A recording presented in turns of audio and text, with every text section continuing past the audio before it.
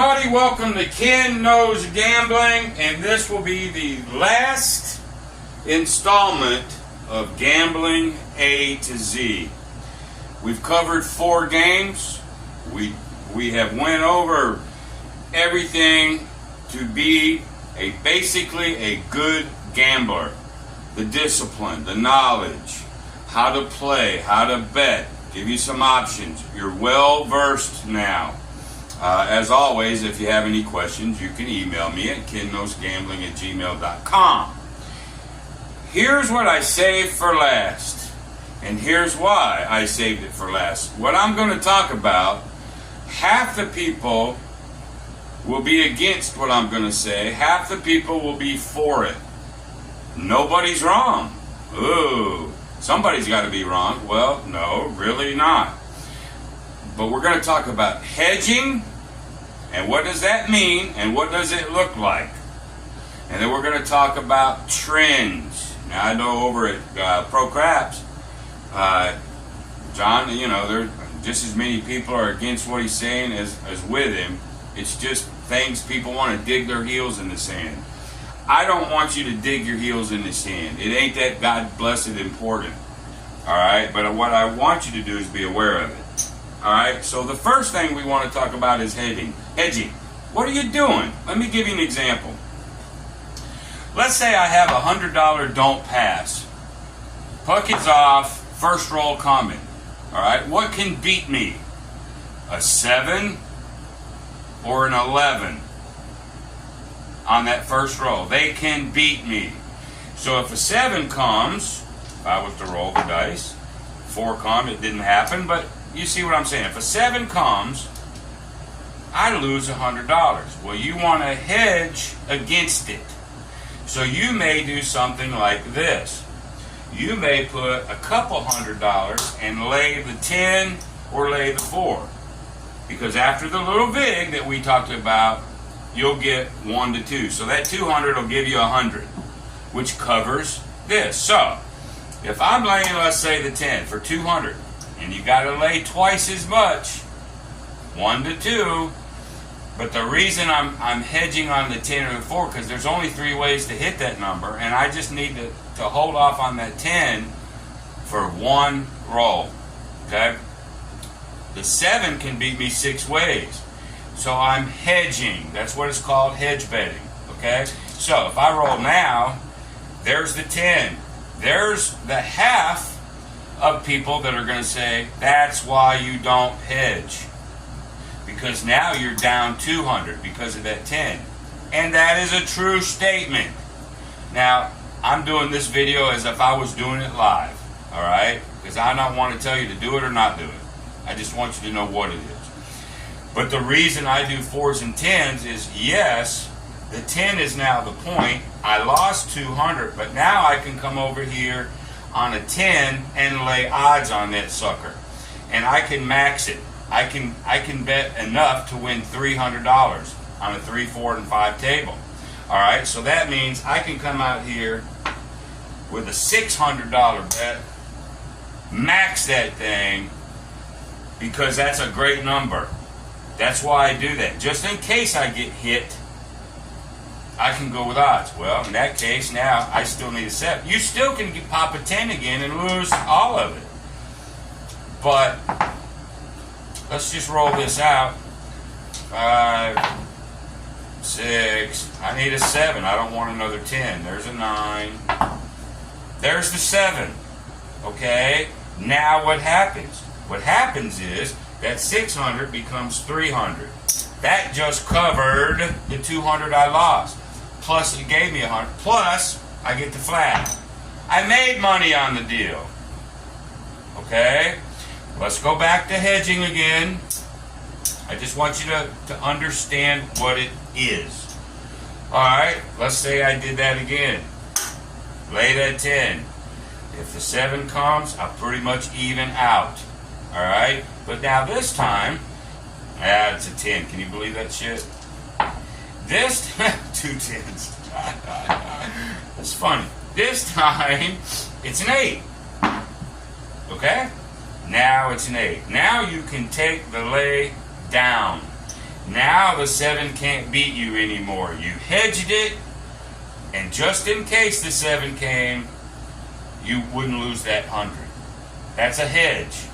Another hedge is, say, remember we talked about the horn. There's the yo 11, 15 to 1. All right, and I made that $10 over here. Okay, I'm hedging that. Let's say I hedged that 10. Now a 7 can't beat me, and an 11 can't beat me. Okay, it's hedged. This is a 1 roll bet. I'm hedging against the 11 coming and taking my 100. Okay, and I'm hedging against the 7. I'm hedging every way possible. The 12 is a tie, which I would still lose this 10, but yeah, you don't really care about that. So now they rolled it up. There's that 10 again. We already seen what happens when the 10 rolls. All right, there's a 5. 5 becomes the point. I hedged. I came out. Now the 7 is my buddy. I can bring this down. Tell the dealer to bring it down, and you'll just lose this one. If I meant this way and the 11 showed up, like so, then I still get to bring this down if I wanted to, or keep it up. Okay, but the 11 would take that 100 on that don't pass. But this pays me 15 to 1, and they pay me 150. I made $50 on the deal. So that's hedging. And there's lots of different ways to hedge that I don't want to get into. Okay? But at least you know what it is. Now, when do you hedge? Some people say never ever hedge. And I'm not going to tell you they're wrong. Their reasoning sometimes I don't like. And I will hedge from time to time. And usually, when I hedge, it's because I'm playing the don't pass. Let's say I got 50 on there. And it's not that I cannot afford it. Some people say, well, if you can't afford to lose that, then don't play. I reject that. I can afford to lose it. I just don't want to. So if you're one of those, then with a $50 bet, you could come out with a lay 10 or a lay 4. And if the 7 comes, you'd win $50 minus your $2 big, and you'd be even. You wouldn't lose your 50. The bottom line is that is what a hedge is. In the long run, if you just did it 1,000,000 times, the house will get you, and eventually, you would be upside down on that. You would lose more of these than you actually win. So they have a valid point. I'm only talking about the second you're at the table. I don't care about long run. I just don't want to lose it this session. It's a mind thing. You're not right, you're not wrong. Hedge or don't hedge. There's no reason to dig your heels in the sand and call somebody stupid because they're on one side of it or the other. But now you know basically what hedging means. And there's different ways to hedge that I'm not going to go into, but now you know what hedging is. Okay? Now, the last thing we have to talk about is trends. You remember theory, logic, and trends. All right, there's been such a heated argument over at John's channel on this, and again, people are digging their heels in. What is a trend? What is a variant? Okay, and how you bet it. Here's the deal. When most people use the word trend, now they may be using the word incorrectly by the English dictionary, but what most people are thinking in a trend is they're seeing something happen that's it's not normal. Okay? For example, to see 3, 4, 5 fields in a row is not normal. But they're going to say that is the field trending. Okay?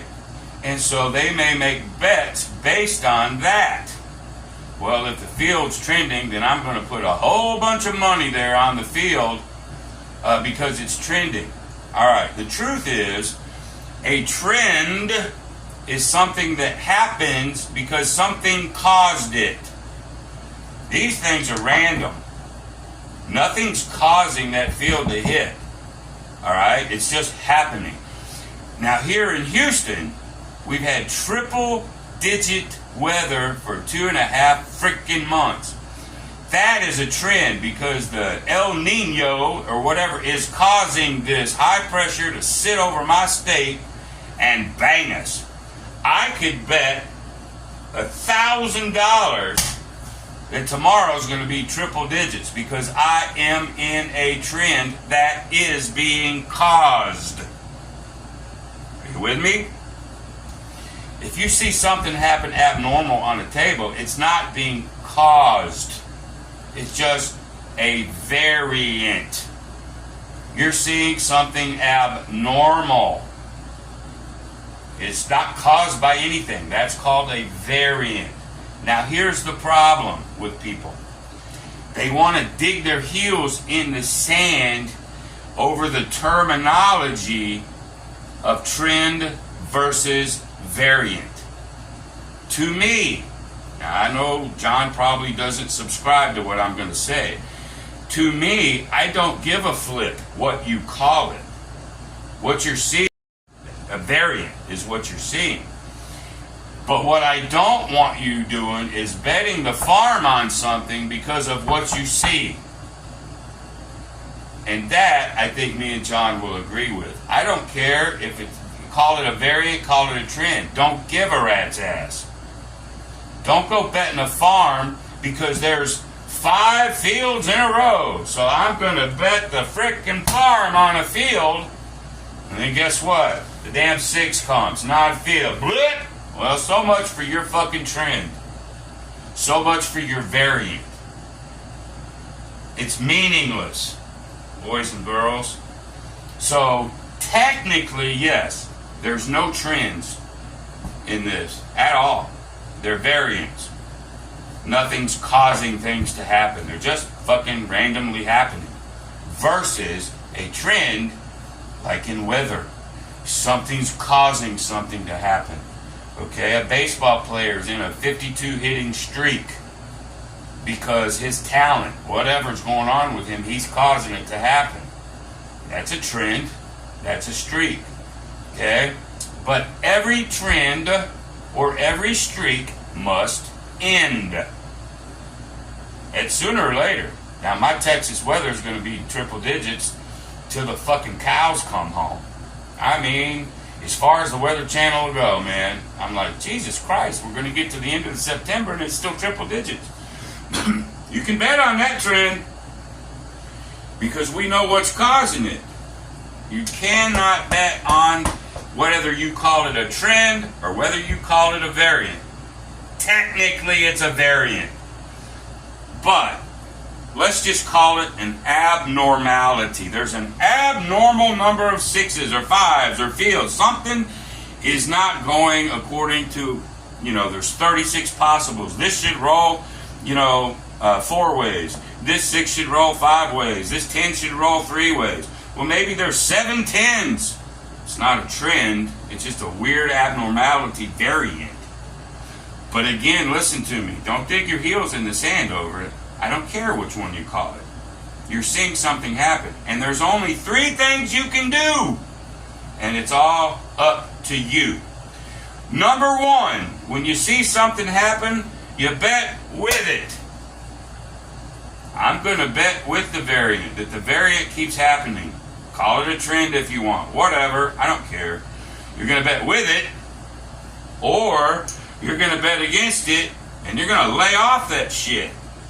You're either going to bet with it, you're going to bet against it, or you just keep everything the same. You got $25 in the field, 5 come in a row, you win. Or you got 5 non-fields. You don't do anything about it. You just kept betting your way. Just plug and chug, keep doing it. That's the only 3 things you can do. With it, against it, or nothing. All right? I think what John is screaming about is there's so many people out there, if they see an abnormal number of 5s, they'll go, okay, let's hop that 5. And hopping is a 1-roll bet. And I don't like hopping. I think they're sucker bets. But they'll bet something based on that variant. They'll bet something based on if they call it a trend. I don't care. You can't do that in craps. These are random. Okay? They're just random. You're just having an abnormal whatever. So either bet with it or against it or the same. And you have to make that call. John's fear, my fear is you see something abnormal and you think it's going to last forever and you bet the farm on it. That's what he's trying to preach. What John's trying to preach. You don't bet the farm on any of this shit. Ever. Alright? You got to play with that money management, bankroll, discipline. Okay? So there you go. That is trends. That is hedging. And I know I've had some emails want to talk about dice control. So this is the last thing I'm going to say. We're going to end the gambling A to Z. To me, Ken at Ken Knows Gambling, there's no such thing. You can't control these damn things. You just can't. Alright? Now, there's going to be half the people out there that's going to call me bullshit. They're going to go, yes, I can. I've been doing it for years, blah, blah, blah, blah, blah. Me personal, on my personal opinion, nope. And here's the reason I say that. When you're at home practicing, your board is the same. The softness or hardness of your board is exactly the same every time you practice. Everything is the same. So you may be able to roll these perfect, and they land perfect. And that bounce is perfect. But once they hit, all bets are off. If you'll ever look at any of this crap in slow motion, they'll go up there and they hit this wall and then they go boink. They just go like a gyroscope. You ain't controlling that, in my opinion. Now, there'll be some people that'll comment on this and call bullshit to me. Oh, yeah, I can't. Here's the deal. I'm not digging my heels in over that topic. Okay? I don't believe you can, or enough where it makes a difference. Alright? But there are people that believe that they can. Bottom line is, if you think you can, it ain't gonna hurt you. By you setting them dice, and doing all this and perfect tosses and whatever, it ain't gonna hurt you. So when a dice influencer or whatever's doing his thing, he's not gonna be hurt. I still think they're random. But he can't hurt himself. Alright? So, nothing to dig your heels in, boys and girls. But now you know what dice influence is. They think they can control these things enough to make money. I just disagree with it. Okay? But that's just my one opinion. Okay? Perception is reality to you. If you think you can, then God bless you. I'm not going to call you names, call you an idiot. I'm not going to do it. Because after all, I've tried this. Just to see. It ain't going to hurt me. It can't hurt me to sit this. John does his little deal like that, and he holds them a certain way, and he chopper. Blank. Fine. He ain't getting hurt. To me, he's in a fantasy world. But to him, he's not. So, okay. Live and let live. Boys and girls. Learn your thing. Do your thing. But let other people do their thing. No reason to get ill, or whatever like that, okay? So there you go. That's a good way to end Gambling A to Z. Now, all you new people can go start watching all my other videos. You can watch my lives.